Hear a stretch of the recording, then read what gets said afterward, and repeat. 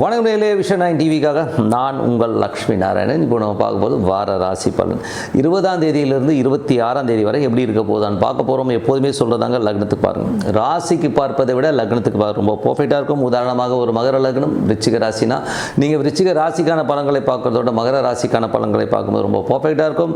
முதல்ல வர்றது பொது பலன்கள், அதுக்கப்புறம் தசாபக்தி பலன்கள். ஸோ உங்கள் ஜனகால ஜாதகத்தில் என்ன தசாபுக்தி அந்தரங்கள் வருதோ அதை மிங்கிள் பண்ணி பாருங்கள், ரொம்ப பர்ஃபெக்டாக இருக்கும். வீடியோட எண்டில் டிப் ஆஃப் த வீக் இருக்குது, மறக்காம பாருங்கள்.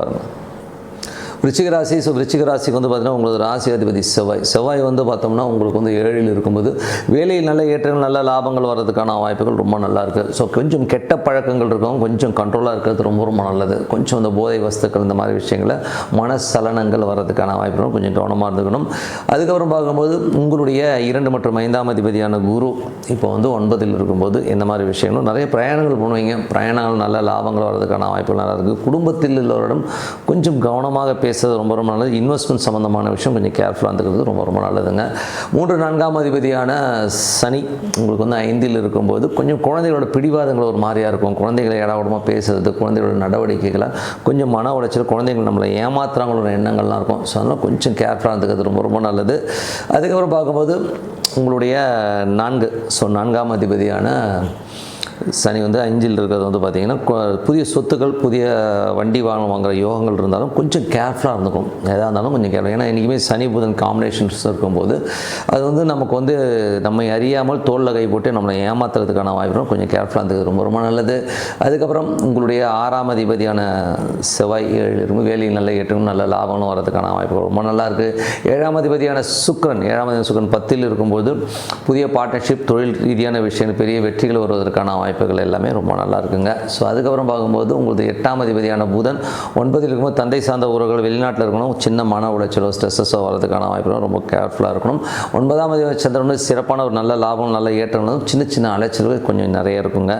அதுக்கப்புறம் பார்க்கும்போது 10ஆம் அதிபதி சூரியன் 9ல் இருக்கும்போது கொஞ்சம் கேர்ஃபுல்லாக இருக்கும். தொழிலில் வந்து கொஞ்சம் அகலக்கால் வைக்காமல் எதுக்கு இன்வெஸ்ட் பண்ணுறோங்கிறத வந்து யோசிச்சு பேசுறது ரொம்ப ரொம்ப நல்லது. அதே நேரத்தில் தந்தை சார்ந்த உறவுடன் கொஞ்சம் கேர்ஃபுல்லாக இருந்துக்கிறது ரொம்ப ரொம்ப நல்லதுங்க. மற்றபடி என்னங்க, இதுவரை பார்த்து வந்து பொது பலன்கள், இப்போ தசாபுக்தி பலன்கள். விருச்சிக லக்னமாக வந்து சூரியன் தசாபுக்தி அந்தரங்கள். சூரியன் வந்து பார்த்தோம்னா உங்களுக்கு வந்து 10ஆம் அதிபதி வந்து 9ல் இருக்கும்போது தொழில் ரீதியான விஷயம் கொஞ்சம் அலைச்சல் இருந்தாலும் அடுத்த கட்டத்தில் முன்னேறதுக்கான ஒரு பேஸ்மெண்ட்டாக அது கண்டிப்பாக அமையும். விருச்சிக லக்னமாக சந்திர தசாபுக்தி வந்து சந்திரன் வந்து பார்த்தீங்கன்னா 9ஆம் அதிபதி சிறப்பான பலன்கள், நல்ல லாபங்கள், நல்ல ஏற்றங்கள் வரதுக்கான வாய்ப்புகள், சின்ன சின்ன அலைச்சல் இருந்தாலும் பெரிய லாபங்களை கண்டிப்பாக கொடுத்துரும். விருச்சிக லக்னமாக வந்து செவ்வாய் தசாபுக்தி அந்தரங்கள். செவ்வாய் வந்து பார்த்தீங்கன்னா உங்களுக்கு 6ஆம் அதிபதி 7ல் இருக்கும், வேலையில் நல்ல ஏற்றங்கள் நல்ல லாபங்கள் இருக்கும். கணவன் மனைவிக்கு தேவையில்லாத ஒரு சந்தேகங்களோ தேவையில்லாத வாக்குவாதங்கள் வர்றதுக்கான கொஞ்சம் கவனமாக இருந்துக்கணும். விருச்சிக லக்னமாக வந்து ராகு தசாபுக்தி. ராகு வந்து பார்த்திங்கன்னா உங்களுக்கு வந்து 4ல் இருக்கும்போது பிரம்மாண்டமான வளர்ச்சி, பெரிய வீடு வாங்கணும், பெரிய வண்டி வாங்கணும் வாங்குகிற யோகங்களை கண்டிப்பாக கொடுத்துருங்க. அதே நேரத்தில் வந்து பார்த்திங்கன்னா கொஞ்சம் கவனமாகவும் இருக்கணும். 4ல் ராகு இருக்கும்போது கொஞ்சம் வேகமாக ஓட்டுறது, வண்டி வாகனம் ஓட்டுறதுலாம் கொஞ்சம் கேர்ஃபுல்லாக இருக்கணும். தாயாரிடம் பேசும்போதும் கொஞ்சம் கவனமாக இருந்துக்கிறது ரொம்ப ரொம்ப நல்லது. விருச்சிக லக்னமாக வந்து குரு தசாபுக்தி இருந்தாலும் 2, 5ஆம் அதிபதியான குரு வந்து பார்த்திங்கன்னா உங்களுக்கு 9ல் இருக்கும்போது குடும்பத்திற்கு தேவையான விஷயங்களை பண்ணும்போது கொஞ்சம் கேர்ஃபுல்லாக இருந்துக்கோங்க. மணி வந்து ஹேண்டில் பண்ணும்போதும் கொஞ்சம் கேர்ஃபுல்லாக இருந்துக்கிறது நல்லது. வாக்கு கொடுக்கறதுக்கு முன்னாடி 1க்கு 4 முறை யோசிச்சு வாக்கு கொடுங்க. மற்றபடி பார்த்திங்கன்னா குழந்தை இல்லாதவர்களுக்கு குழந்தை பேர் கிடைக்கிறதுக்கான வாய்ப்புகளுமே அற்புதமாக இருக்குது. ஸோ அது ஒரு நல்ல விஷயம் தான். விருச்சிக லக்னமாக வந்து சனி தசாபுக்தி அந்தரங்கள். சனி வந்து பார்த்திங்கன்னா உங்களுக்கு வந்து 3, 4ஆம் அதிபதி 5ல் இருக்கும்போது உங்கள் முயற்சிகள் பெரிய வெற்றிகள், குழந்தைகளால் கொஞ்சம் சின்ன சின்ன மன வருத்தங்கள் வரதுக்கான வாய்ப்புகளும் கொஞ்சம் கவனமாக இருந்துக்கணும். வண்டி வாகனங்கள் புதுசாக வாங்கலாம், ஒரு சொத்துக்கள் வாங்கலாங்கிற எண்ணங்களை கண்டிப்பாக தோற்றுவிக்கும். அதுக்கப்புறம் பார்க்கும்போது அதே நேரத்தில் கொஞ்சம் கவனமாக இருக்கும். ஏன்னா சனி புதன் ஒரு இணைவு இருக்கும்போது தேவையில்லாத நபர்கள் வந்து நம்மளை ஏமாத்துறதுக்கான வாய்ப்பு இருக்குன்னா கொஞ்சம் கவனமாக இருந்தது ரொம்ப ரொம்ப நல்லது.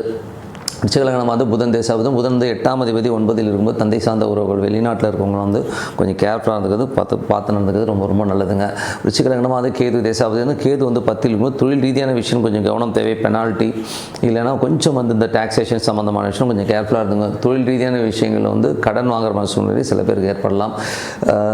விருச்சிக லக்னமாக வந்து சுக்கிர தசாபுக்தி. சுக்கிரன் வந்து பார்த்திங்கன்னா உங்களுக்கு 10ல் இருக்கும்போது பெரிய வெற்றிகள் பெரிய லாபங்களை நோக்கி உங்கள் எண்ணங்கள் செல்லும். இதுக்கு முன்னாடி இருந்த இடைஞ்சலெல்லாம் மீறி இப்போது அடுத்த லெவலுக்கு போகிறதுக்கான வாய்ப்புகளுமே ரொம்ப அற்புதமாக இருக்குங்க. ஸோ மற்றபடி என்னை பொறுத்த ஒரு நல்ல ஒரு பிரார்த்தனை, ஒரு கரெக்டான ஒரு டைமில் வந்து ரெகுலராக வந்து ஒரு பிரார்த்தனை பண்ணுறது வழக்கமாக இருக்கும்போது கண்டிப்பாக நம்ம அடுத்த லெவல் போகிறதுக்கான வாய்ப்புகள் ரொம்ப சிறப்பாக இருக்குது. இப்போ பார்க்கும்போது tip of the week. So tip of the வீக்கில் வந்து பார்த்திங்கன்னா ஏகாதேசி விரதம். ஸோ ஏகாதேசி விரதம்ங்கிறது வந்து ரொம்ப ரொம்ப ரொம்ப ரொம்ப புனிதமான ஒரு விரதம். அது வந்து பார்த்திங்கன்னா மெயினாக வந்து அந்த விரதம் எதற்கு அப்படின்னும்போது நம்ம ஐம்புலன்களை வந்து அடக்கிறதுக்கான சக்தியை வந்து ஆண்டவன் வந்து நம்ம வந்து அந்த அடக்கி ஆளுடைய ஒரு விஷயமாக தான் அது வந்து ஏகாதசி விரதம். ஏன்னா அன்னைக்கு வந்து நம்ம வந்து எதையும் சாப்பிடாமல் வெறும் வந்து தண்ணி மட்டும் குடிச்சிட்டு இருப்போம்.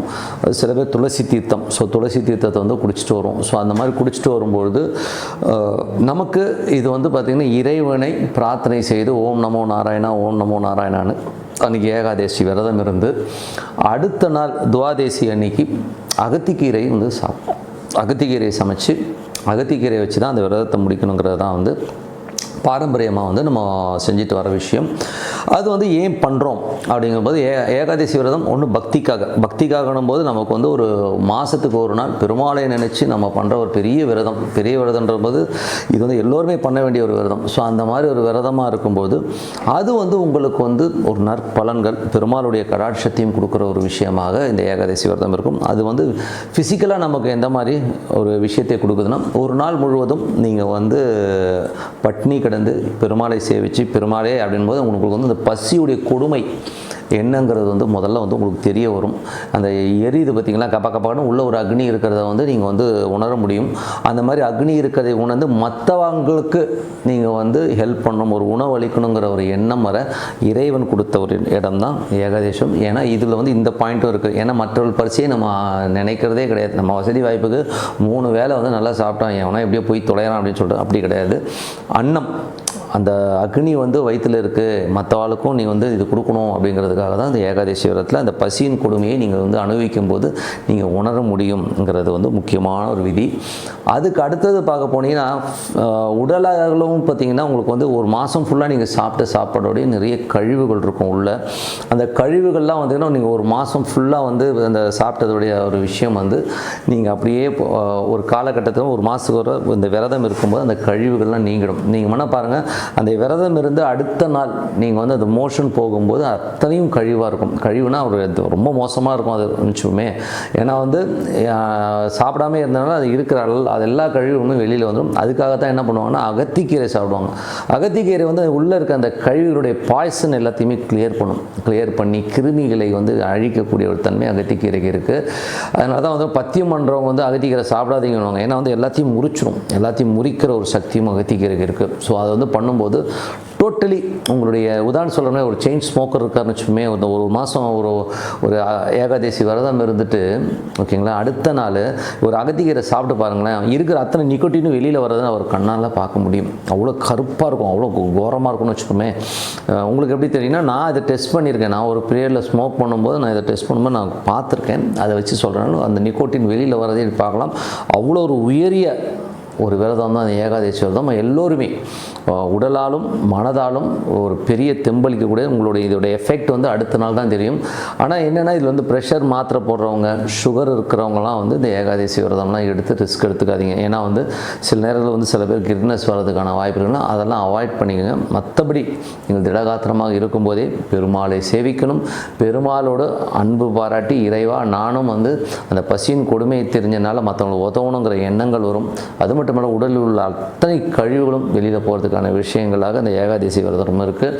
அதனால் எல்லோருமே இந்த 24ஆம் தேதி அன்றைக்கி வருது, மிஸ் பண்ணாமல் ஏகாதசி விரதம் இருங்க.